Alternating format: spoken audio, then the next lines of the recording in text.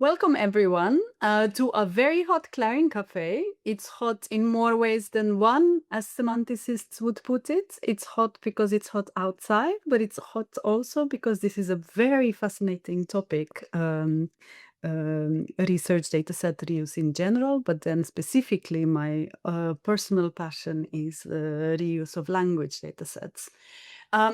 How this special collection was born, exactly 1 month less than a year ago, we were together with Francesca and Barbara in Lisbon at the DH conference, where we organized a panel discussion on this topic.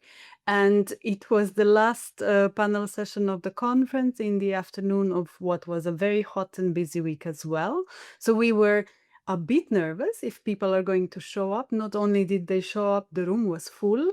And the room also was full of very engaging discussions until the very end, until the organizers told us to stop.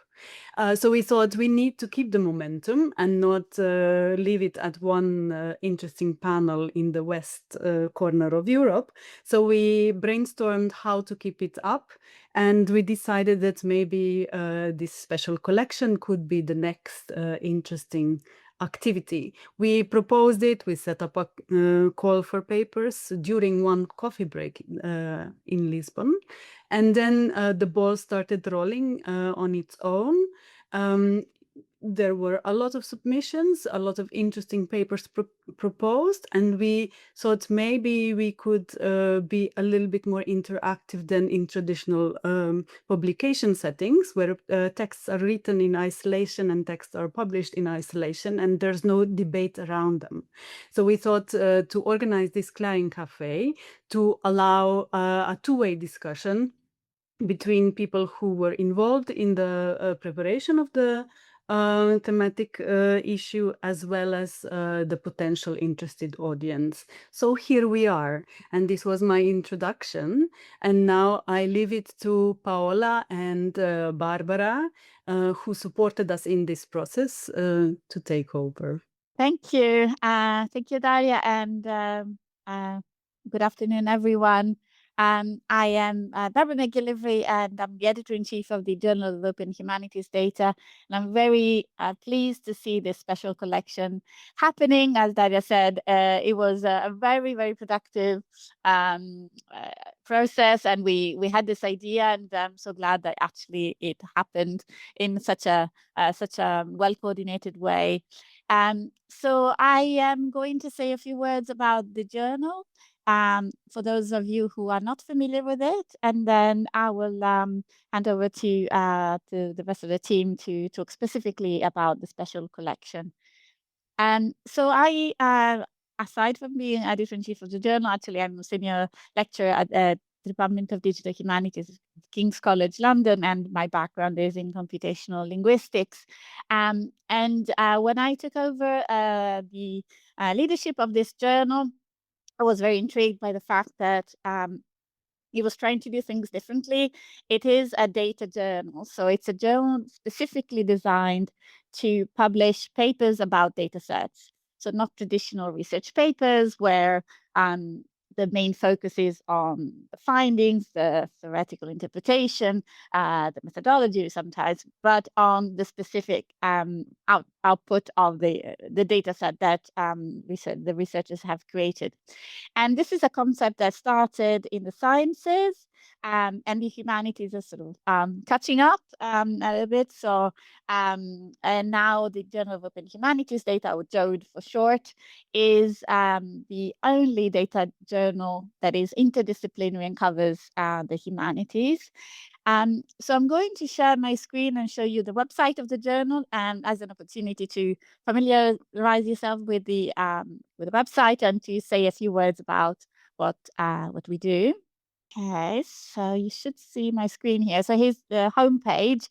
So the journal publishes two types of papers, as you can see in the About page. So we publish data papers that are straight descriptions of data sets, are very short because they're meant to be quick to write. And the idea is that we have a template that we encourage authors to follow, where basically ask for information about the data set.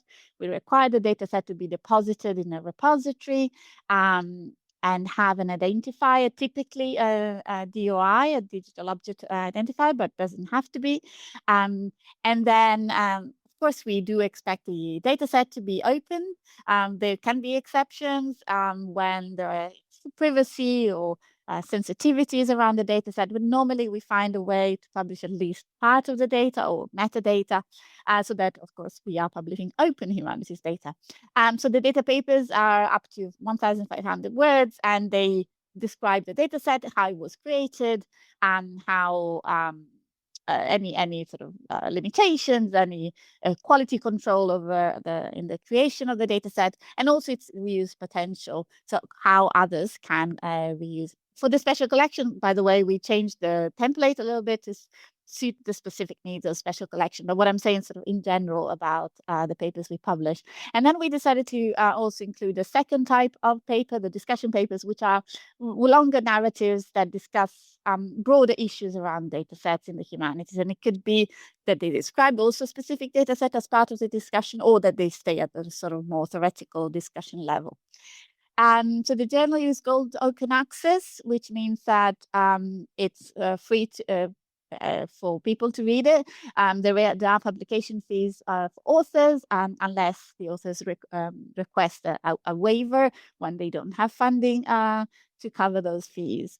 And in recent years, we've been really growing the journal to a point where we're now publishing about 50 papers a year, give or take. So far we published 341 papers as of today, and you can see the range is very broad. It covers basically the whole of the sort of humanities disciplines. I just want to say a couple of more things, and then of course hand over to the team.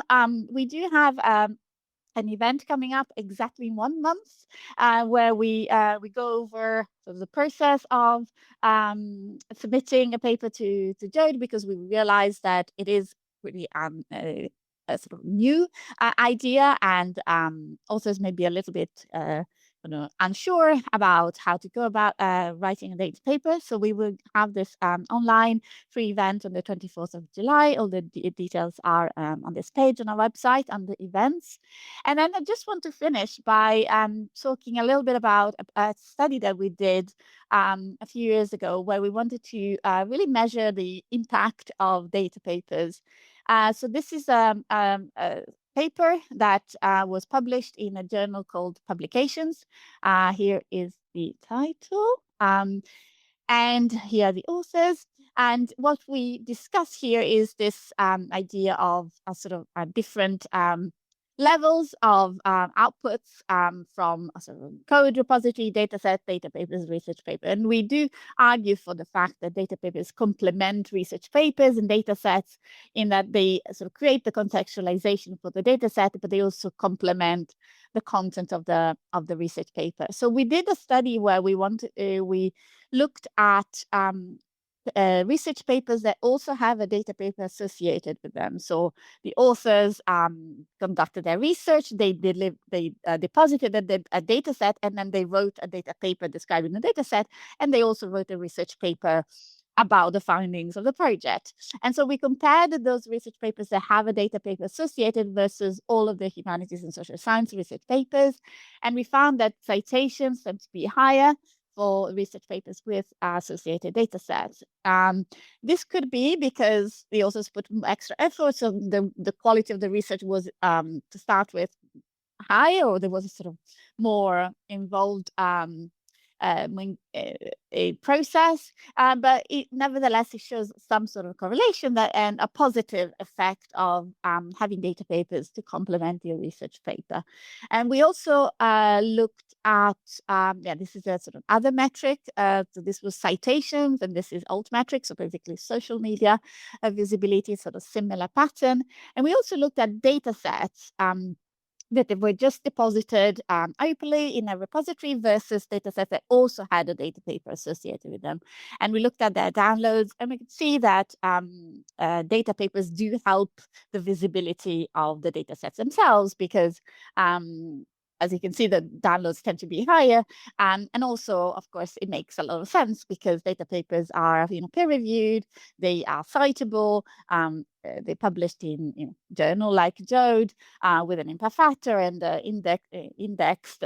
So they do have this ability to draw attention onto the data set as opposed to just depositing them in a repository. So this is all I wanted to say because the main the focus is on the special collection. But yeah, I want to really thank Darja, Francesca, Paola, and all the authors who contributed to this special collection. It's really exciting to see the whole process coming full circle from the idea generation to really to the delivery of the special collection, and also on such an important topic, which is the use of language data sets. So over to Paola, I believe.